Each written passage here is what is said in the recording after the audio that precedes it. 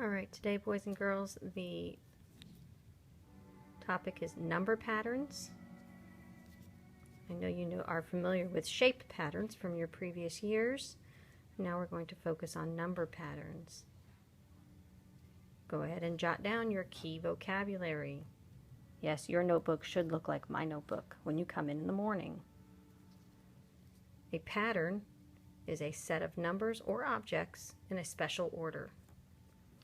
A term, you'll hear me use that word, is what you call each number or object in the pattern. And the rule is just the special way a pattern is created. Pause the video so that you can copy your vocabulary. So again, if our first term given is 1, that's the first number that our chart starts with, and the rule is add 4 because they want us to color every fourth square blue, all we do is we start at 1 and we go to the fourth square. 1, 2, 3, 4. And that one becomes blue. And we look for the next one. From here, 1, 2, 3, 4. And we go to the next one. From here, 1, 2, 3, 4. And from the spot we're on, 4 more. 1, 2, 3, 4. 1, 2, 3, 4. What do you notice? You wind up with multiples of 4, since we did multiples today in class.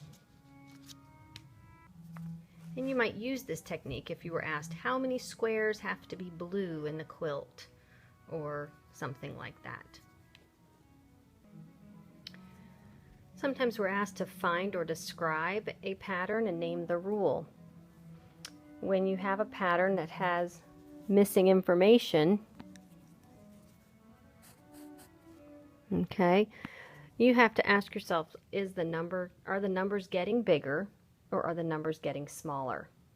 If the numbers are getting bigger, you are either going to have to add or multiply. If the numbers get smaller, then you'll be subtracting or dividing.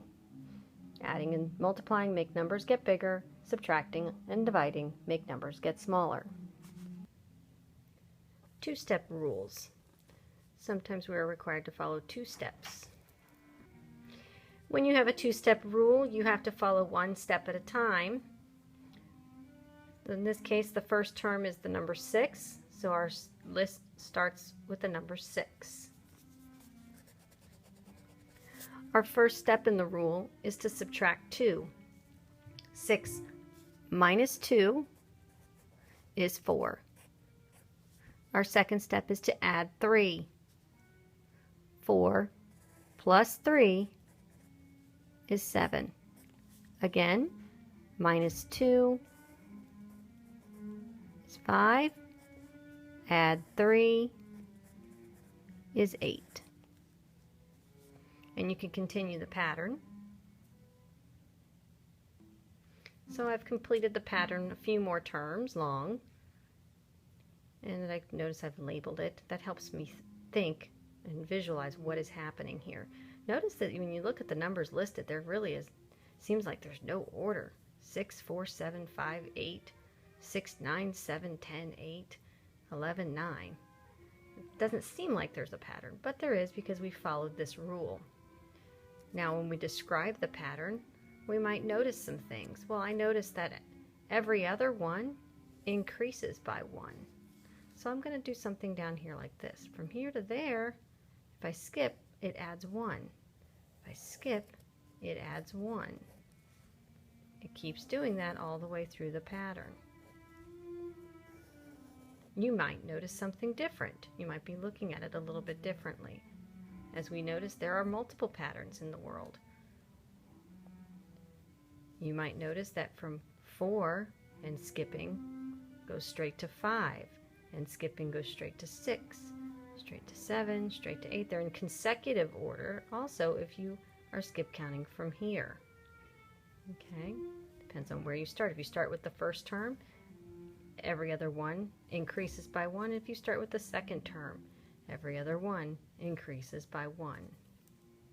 So when we write a description, we could say something like, if the question says describe the pattern, we say something like every other